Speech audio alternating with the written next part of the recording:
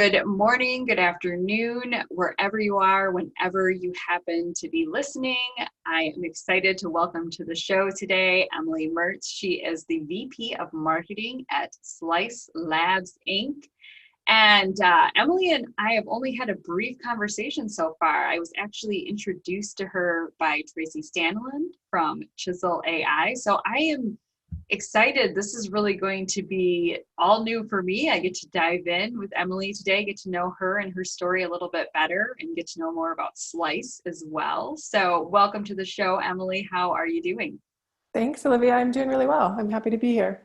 Well, I am excited that you're here. So you are in the great state of Colorado, which is my son's favorite place on the planet because he is an avid skier. So how are things in Colorado right now? What's your COVID climate? Our COVID climate is pretty good. We've had cases continue to go down, so schools are opening up slowly. I think it seems like the state has things under control. Fingers crossed, knock on wood. Yeah.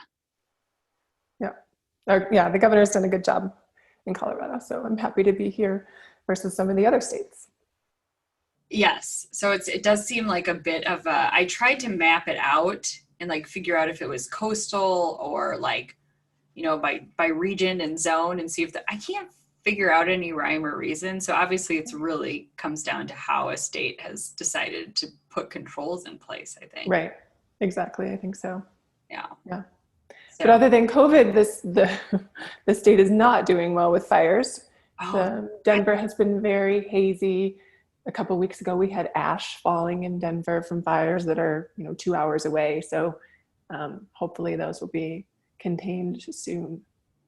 How often does Colorado get these fires? Like every single summer. Okay, that's what Yeah. And I think that this year they were caused by storms. I don't think that they've been able to pin it on somebody having a campfire or something like that. So so something happens every year in a couple of seasons. Right. Yeah, because I always think it's weird because we'll get the haze here, like all of those, like if it's in Canada or Colorado, like it all seems to drift this way. Mm-hmm. Like, why is it so weird outside? And be like, oh, it's from the wildfires that are thousands of miles away. I'll be like, oh, makes total sense. Right. So but otherwise traveling in your direction. yes. It'll be like Emily saying hello. Yeah, exactly. Here's a little ash for your outside patio. So prior to is Slice all work from home, or has everybody been working remote, or do you guys normally reside in an office, or what has that been like for you guys?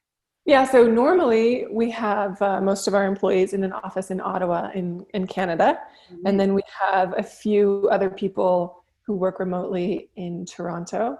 And we had a small subset of people in the US, but once COVID hit, we had to let some of those people go. So it's just me and one other person in the US now, standing strong. Yeah. Representing. Yeah, representing, yep. Yeah. But so everyone is remote right now, and I'm not sure what the plans will be in the future in terms of going back to an office and how that will look for them. Yeah. I think Canada in general has taken a more conservative stance on all of this. I mean, you couldn't go visit there right now, right? No. Well, I don't even know if I could, but if I did, I think I would have to quarantine for 14 days. Upon arrival. But I don't even know if I'm allowed in the country. We're banned from a lot of countries right now. Yeah, we've been banned. Yes. Hard to vacation in this type of situation, but yeah, it's time to go RVing, I guess. Yes. Would you go RVing? I would, in a heartbeat. That sounds so fun. Oh man. Aside from learning all the hookups and all the stuff that you have to do to have water and electricity and sewer stuff, but I would YouTube that or something, figure it out. I don't know if I could operate a vehicle of that size. Maybe a small one? Yeah, it would have to be a small one. I've never even driven a U-Haul. Oh, yeah. Yeah. So. I've driven a 17-foot or 20-foot U-Haul, so it's a challenge for sure, but maybe a small one. Could start there. Yeah. Like a large SUV. Let's start Right. with a large SUV and then go from there. Yeah. Oh my gosh. So you are working from home, and when we chatted yesterday, you mentioned that you have a little boy. Mm-hmm. So how has he been handling everything? I mean, he's young, so has this really entered his orbit much in terms of like him displaying any signs of understanding what's going on, or what's that been like? Yeah, it's been interesting to watch the transition. So he will be 3 next month in September, and he was in a little toddler program in March when this all started, and all of a sudden, everything got shut down, and for the first few weeks, he was sad and missing his teacher and missing his his classmates. But then it just became normal to be home all the time. And, I would see him play and he would pretend like he was putting his mask on. And I wanted to push him and ask him why he had to wear a mask. Did he understand what was going on? And so he would role play that he was going to the store and he was putting his mask on to go to the store. And I said, well, why do you have to wear your mask? Well, because we're at the store. Well, why do you have to wear your mask to go in the store?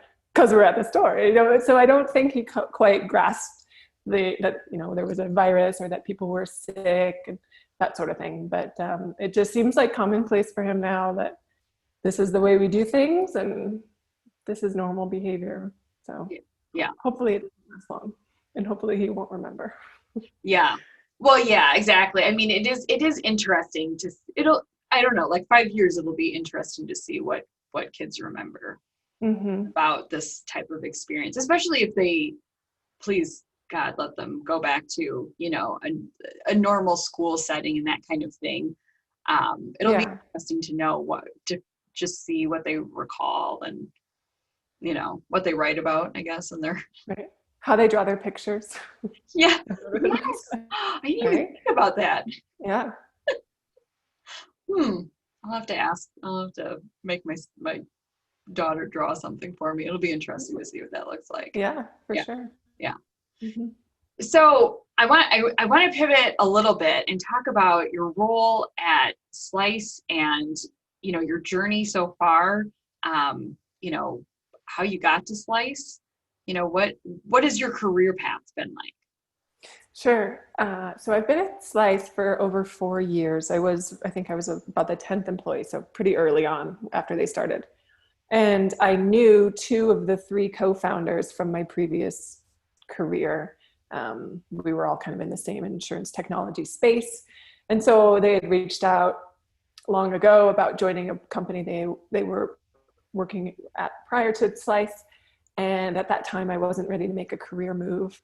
But when I was ready, I reached out to them and said, hey, does that offer still stand? What's going on with you guys? And they said, well, we have a new startup and we're not ready to bring on employees yet, but give us a few months and we'll reach out again. So they did. And I flew to Ottawa and had an interview with a few of the other people there and went out for dinner and then joined the team. Isn't it? It's nice when it all just kind of like comes together that way. Yep.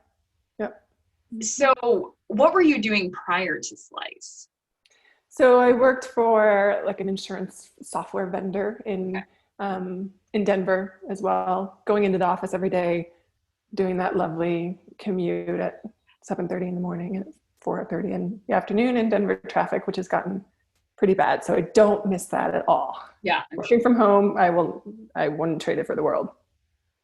Yeah. So Slice has been around just a little over 4 years. An insurtech startup, which we've seen like so many of these now over the last few years. Each of them serving, a slightly different purpose in the mix. But so what is it that Slice does? What service are they bringing to the insurance industry?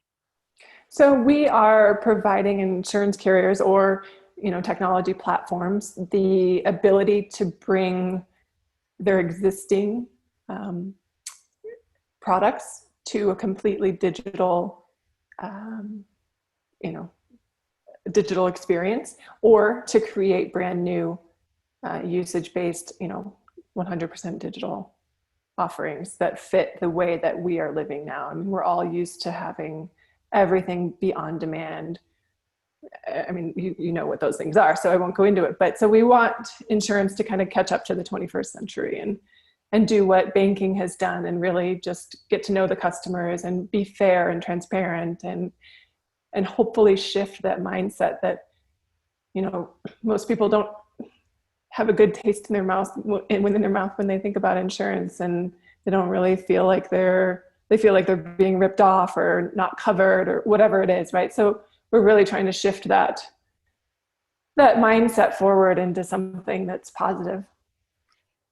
Yeah. So when they were coming up with this idea, do you know, like, what prompted this? Do you know, like, what were the roots of this? Yeah, I think, well, so the founders were all in the same space, as I said, and they, you know, they saw that there were gaps in the market, number one, but number two, they just were like, hey, we want an insurance experience that we would want for ourselves. And right now you can't find it. So like when we first started, our flagship product was to address the gap in the market with the sharing economy, specifically for people who are hosting on like Airbnb or whatever the home sharing platform is. And so instead of paying for a year-long commercial, super expensive policy, because you have to, like, you know, if you are operating as a business in your home, you need that commercial insurance. So instead of paying for the year-long policy, we developed a product that allows a host to buy policies only for the nights that guests are in their home. So whether it's 3 nights or, you know, 30 nights in a row, they can just buy that usage-based policy. And so once we proved that technology and, you know, that offering was working, then we opened up our platform, which we call Insurance Cloud Services, to have carriers and tech firms come to us and ideate and develop whatever kind of products they felt that they needed to push out into the market. So it's really helping people make that leap. So if technology is that barrier, you guys are going to help bridge that gap to get them to the next level. Right. More on. And I think that, you know, for a long time, the insurance industry has been dragging their feet, knowing that, yes, they need to move forward with innovation. And, but I think that they felt that they had time. And COVID kind of was the kick in the butt to make them realize that you don't have time anymore and you need to do it now. So that's been advantageous in our favor. Yeah. So you guys have seen a rise in business with everything that's been going on. For sure. Yeah. Yeah. Yeah. It's amazing how we kind of had to look at different things so much differently than we had before. And then you had to take immediate action. There wasn't, you know, like, people had to go work from home. Solutions had to become available sooner rather than later. And so I think that push became all the more urgent than it ever was before. Right. And I think it was a lesson in that we can try our best to predict the future, but we really don't know. Yeah. And so when a legacy or when an insurance company has like 20 or 30 years of history that they can, you know, draw, you know, their strategy from, all of that goes out the window. And so now it's just like, okay, well, what can we do to try to make the best effort to predict the next step or the next future? And so we've been working with a lot of companies on what we're calling our virtual hackathon process. This used to be an in-person thing, but now it's virtual. I saw the hackathon thing. I'm very curious about this. Yeah. So when they were in person, they were just like a 1-day event gathering where we would bring the right people in the room and have a long full day of brainstorming, ideating, kind of taking that customer journey backwards into the product and doing some empathy mapping and stuff like that. So, and then we would break for a few weeks, work on the product, and then get back together and kind of wrap things up and launch this minimum viable product, this MVP, into markets so that they could learn what the results were and then do whatever kind of iterations they needed to do. So now we've taken that whole process virtual, and since nobody wants to sit on a computer all day long, we break it up into smaller time segments. So it does take a few more days. But still, I think it's important that we are because we can't predict the future, and we can't put out a perfect product like insurance carriers are used to doing based on all of their research. We have to just put out this MVP product so that they can tweak it as they learn, and as we figure out customer behaviors and we figure out what the future is going to hold. Yeah. So this is so interesting to me. So it's not about perfection. This is about, we think we've got it a certain percentage of the way there. Now we need to test it. And the best way to test it is to actually put it out there. Right. Yep. Yeah. Which insurance is very resistant to do. I mean, in human nature, I think, is very resistant to that whole idea. Like, let's make sure it's 99% of the way there, and then we'll figure out that other 1%. Right. But right. yeah, typically your margin of error is maybe a little bit larger than that. But yeah, that's really interesting. I mean, it's like that whole fail forward concept. Yeah, exactly. So yeah, the best way to learn is obviously to put it to work. Yeah, exactly. Oh my gosh, that's fascinating. I like that you guys call it a hackathon. I think that's I like its clever name. Yeah, it was something that we kind of toyed with, whether we were going to change it or not. And then we saw that McKinsey started using it too. So we're like, well, we'll keep it then. Yeah. It's trending. Yeah. Hashtag hackathon. Yes. Yeah. So what is life like in, a day in your role? Yeah. Well, different every day. Yeah. In my role or in my house? Yeah, every day is different. It's that startup culture, and yes, we are over 4 years in, but it's still constant learning, pivoting, working with new customers. And that's the thing, when we have these hackathon processes, we're in it for a few months, and then we're on to the next one. And there's lots of overlap, of course, because we're working with more than one at the same time. But so from my perspective, from a marketing perspective, I'm trying to help them, because a lot of the stuff we hear is, well, we don't know how to market to this base now, and we don't really know what we're doing. So can you help? And then I'm like, well, I got to learn this product and this customer base. So yeah, it's always not a lot of sitting still over there at all. No. Different moving parts all of the time. Exactly. Yeah. So it keeps things. And for a while there was a toddler at my feet. So it was very interesting. Yes. And a dog too, a new puppy. Yeah. The kid element is always very interesting. So, but it is nice now that it's totally acceptable. I think back on that video of that guy whose kids came in the room when he was on one of my favorite videos of all time. Yes. And now it's totally acceptable. I'm like, hey, say hi. Yeah. Yeah. Oh my gosh. Yeah. I think back, that guy was probably like, I had no idea what I was starting at that point, or what I was, really exposing at that point, but it was, or the lesson learned, like, don't sweat it, right? Because now it's normal, right? You shouldn't have worried so much. He was pretty smooth about it. Yeah. He didn't ever like break character. He just like kept delivering the information as if nothing was going on around him. But his wife, or whoever that woman was, like, she just looked mortified, scooting the kids out. And you hear the kids like screaming in the hallway. It is still to this day one of my favorite videos. Yeah. But yeah, he held it together pretty well. I don't know that I would. I'm always like, even when I hear a noise in the house, I'm making a face. I'm like, oh, what's going on now? Right. Let's hope everybody's okay. Mm-hmm. When you hear that noise and then you hear nothing afterwards, you're like, yeah. Right. Something might have happened here. Oh my gosh. So much fascinating work going on at Slice, and you guys will continue down this path. I don't know when you get to graduate from startup status. Do you know? No, we're like an incumbent startup, right? I don't know. And then what do we call ourselves after we're a startup? Just a technology company? I don't know. I think come up with a new trending word. You're gonna have to, for sure, because I feel like, InsurTech is a great word, but it gets used a lot. And startup is fun. Like, it sounds like you're on the edge all the time. Right.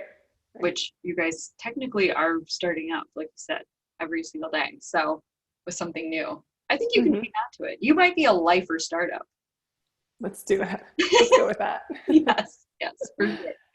Yeah. So when you look back on this journey from where you were into this role in Slice, who are the people that have made the biggest impact on you? From a business sense or from a personal? From any sense, because I feel like it all kind of comes together. I mean, I'd like to think that, but there's not like that line, at least not for me. There's not a line between, there's people that have influenced me personally, and I feel like it's carried on into my work as well. Yeah, I had a colleague at my prior company who was a big mentor of mine and really kind of pushed me to be more of a go-getter, to be a little bit more fearless. So I think that he was a big influence on me. But when I think about, the one person in my life that was just an inspiration, it was my mother's mother, so my grandmother. And, when she was in her 80s when my grandpa passed away, and all of a sudden she was just like, I'm going to go live my life. Like, I'm not going to sit here. So I had lived in Spain for a little while, and she came to visit me when she was 85 years old in Spain. And she would go out to watch flamenco dancing at like midnight. And she was teaching, she was a dancer when she was younger. So she was teaching in her retirement community, like her, dance lessons, but she said a lot of it, she doesn't make them cross over their feet because there was too much tripping happening. So it was a lot of sidestepping. First. And then she wrote a children's book and illustrated it. My mom's an artist, so my mom illustrated it. So and she became like a yogi. I mean, she just did all this crazy cool stuff when she was in her 80s, because she's like, well, these are the things I didn't get to do yet, so I'm doing them. Wow. Yeah. Oh my gosh. So I love it. It's like, it doesn't end, right? Like, right. You don't just wake up one day and go, I'm pretty much done with life and I'll wait for the end to come here. But I think a lot of people do when they lose their lifelong partner, right? They end up dying shortly after. And she didn't do that. Embrace the next phase. Yeah. Yeah. Oh, I love that. I wish I could do more of that in my life. Yeah, exactly. So embracing the time that you have, that was kind of the life lesson, to just live it to your fullest and don't hold back on your dreams. Oh my gosh. Yeah, that's amazing. Well, I mean, I feel like you kind of segued into the next question, but sure.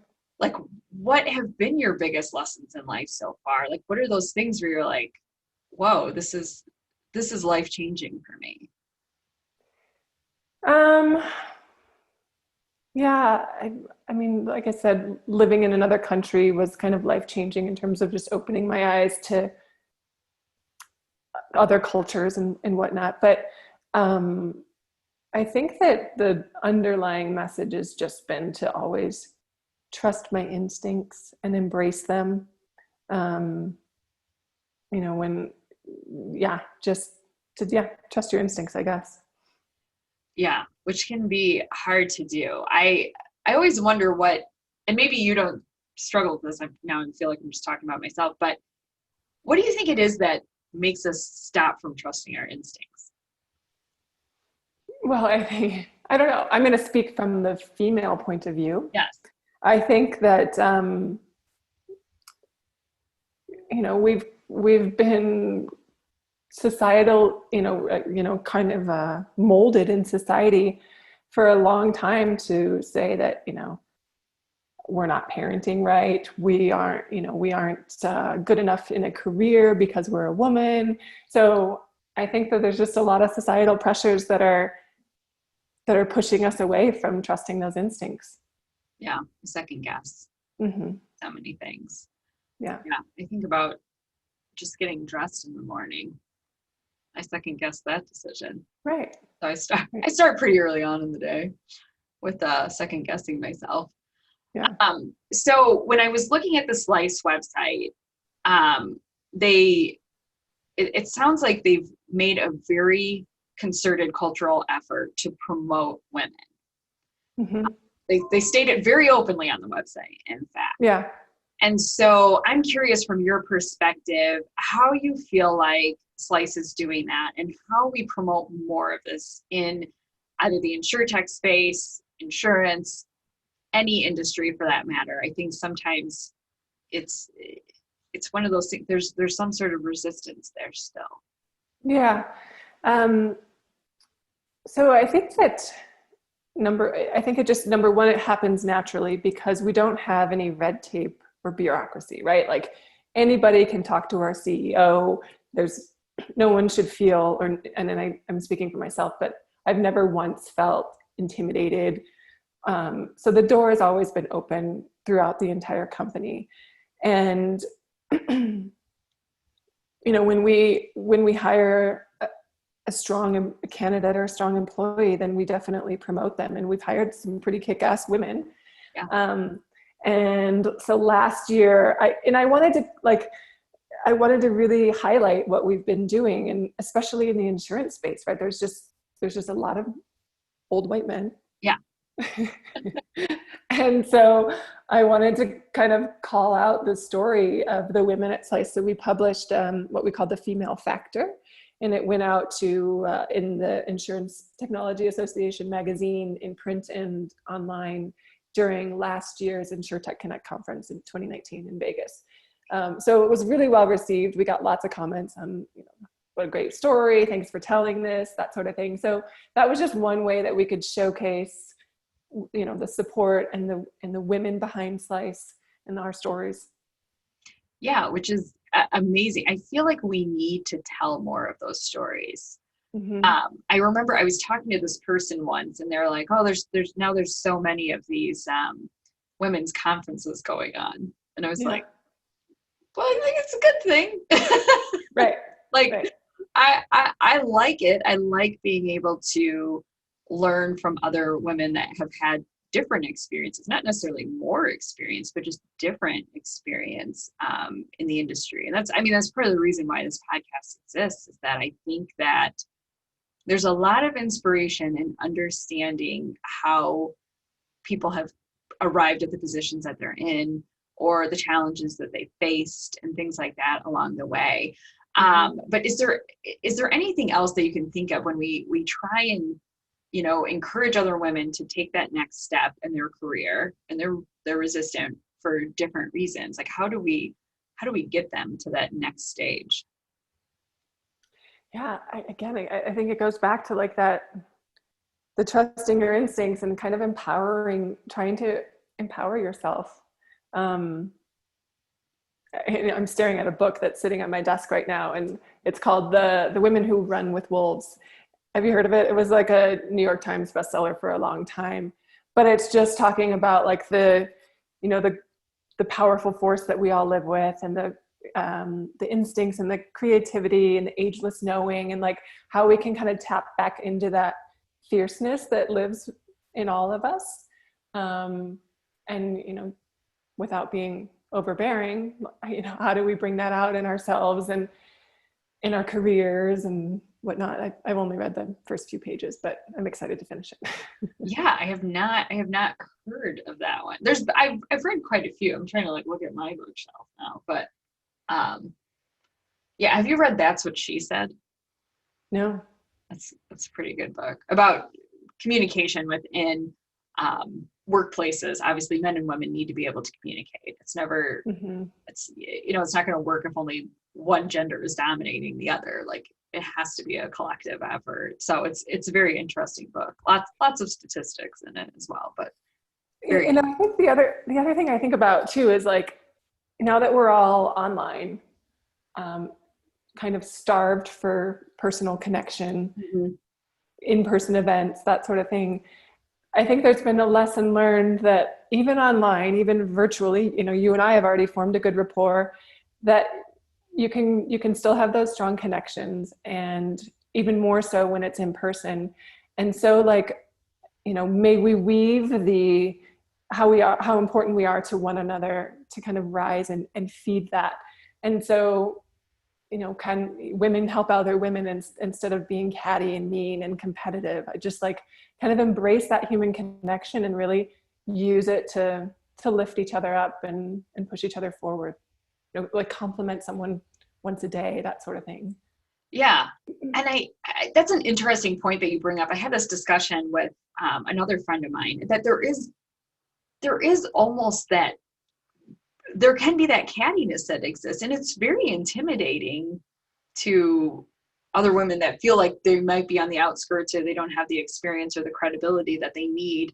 Like there's an insiders group and there's an outsiders group. And so kind of getting rid of those barriers Right. is super critical. And I do think that a virtual world has almost pushed that even harder. That, I mean, that those barriers are starting to like come down a little bit because it just changed the playing field a little bit.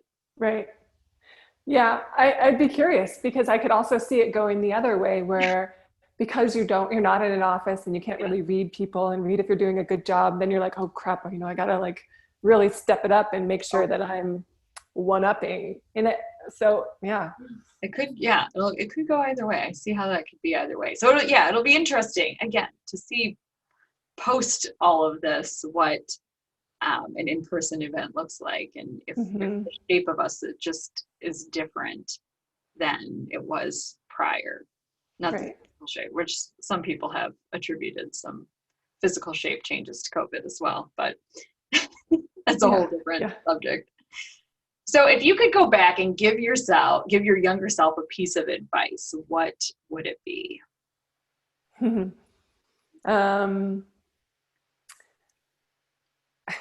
A couple. Never make a permanent decision based on a temporary emotion. And choose a partner who's really a partner. Those are my two pieces of advice for myself. Those are two very, very good pieces of advice. And you know what I think? I think that I should collect all of these because I ask all of my guests, and we should we'll make a book and we'll give it to our children, and hopefully our children will take our advice. Right. Because I would like to think that all of these bits of wisdom that I'm passing on to my children, they're going to hang on to. But maybe if I write them down and put them in a book, they'll hang on to them for a little bit longer. But I do think that's, it is very easy to make impulsive decisions that are permanent or semi-permanent for sure. And that can really bleed into your work life too, right? Like if something's got you fired up, maybe sleep on it for 24 hours before you send off an email that you might regret. Yeah, for sure. Oh my gosh. Yeah. I think it's just good life advice. Right. So when you look at future plans, other than potentially going RVing, what else do you have going on? What does the future look like for Emily? I don't know. I've been thinking about a lot of that. And I'm I'm tipping my toe in the water in terms of what I want to do long term, where I want to be, the kind of life I want to show or give my son to experience. But so short term and long term, I haven't figured it out. I'll let you know when I do. Okay. But short term, I've just been trying to get out and explore as much as I can. Like, I think that the gender roles are like dad takes the kid camping and mom stays home and plays and read books.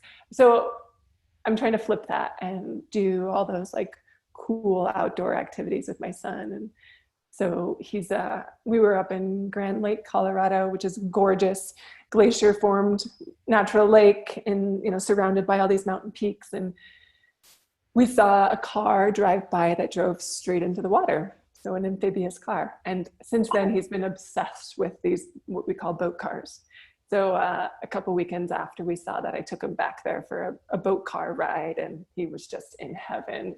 So, and we did some horseback riding and stuff like that. So I'm just trying to get out and do those experiences, and I'll show him the pictures over and over and over so that he does remember them, because I know he's too little to remember. Yeah, that's fascinating. I would have never, did you know there were amphibious cars there? I didn't, no, had no idea. Just saw it driving by with a big logo, Rocky Mountain Amphibious Cars. So, oh my gosh. It's a pretty cool, they're like from the 60s and they're totally just cars that were renovated to be able to go in the water. Yeah. Oh my gosh. Yeah. I had no idea. I think it probably would have scared me. Yes, because I think there was a big accident, like a bus. There's a bus that went in the water that maybe wrecked, and I don't know. It was a long time ago, but yeah, it was a little scary. I made sure there were life jackets on us. Yeah, well, I am definitely going to put that on my list of places to go visit when we get back out to Colorado, hopefully in the winter. So what other passions do you have outside of work? Obviously now you're seeing you're exploring Colorado. Is that the biggest passion? You have other passions and hobbies that you're pursuing? I mean, I'd love to be able to explore more of the world right now, but as we said earlier, we're banned. So Colorado is my go-to. But my other passions, like I said, my mom is an artist. And so I've always kind of grown up with that like creative streak, and I love to craft whatever kind of craft. So, recently got into have you heard of macrame? Yes. So I ordered some macrame cord, and I'm going to watch a few more YouTube videos and try to make a cool little macrame design. I was big into yoga pre-child, and I need to get back into that. So yeah. Yeah, well, these are all fun and exciting things, but I think just getting out when you can.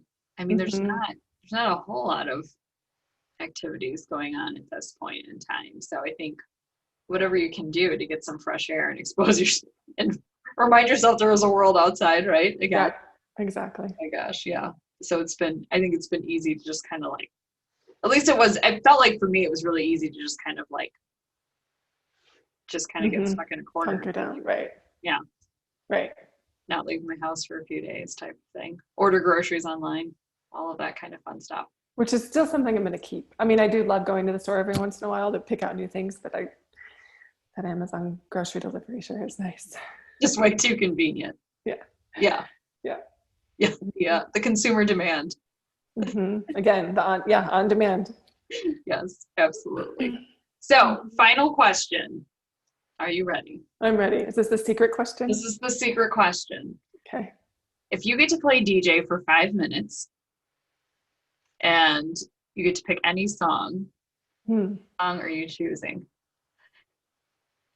Oh, it's tough. You can pick two if you're If I can't even pick one. I don't know, like that song is it Bon Jovi, It's My Life and It's Now or Never? Oh, yeah. That one. I guess that kind of plays into the theme here. And I just think it's like a good shouting it out loud song to dance to. Yeah. Yeah, I think so too. I haven't listened to that one in a while, but yeah, I will have to, I am working on a playlist, Emily. I just have been kind of a slacker about it. So I'm collecting all of these songs from all of the guests, and they'll accompany like in between each podcast or something. Yes. But yeah, I will put the playlist together on Spotify so everybody can check it out. Yes. Good. So, well, this has been so much fun getting to know you. This has been, I'm so glad that Tracy introduced us, and I hope that we stay in touch. I'm excited to see all of the things that Slice continues to do. I love the idea of continuous innovation and that you guys are pushing that forward and pivoting. Yeah. I love the MVP idea. Yeah, it's exciting. I'm really excited to be a part of this company, and really even more excited to see what the future holds and how we can kind of change this space. Yeah. Well, I think you guys are creating some pretty powerful connections and moving the industry forward, definitely in a direction that it needs to continue moving towards, even probably faster than it is right now. So it'll be exciting to see how this industry really, when you look back 5 years from now, it's going to be, I feel like it's going to, some things will stay the same, that they, the same way that they always have been, but we'll see, I think, just all of this innovation, especially given the climate that we're in, we've been forced to innovate and push harder. So yeah, and I'm glad that you guys are helping to promote that within the industry. It's definitely much needed. Thanks. Yeah. Well, it was really fun to be here. So thank you for the invitation.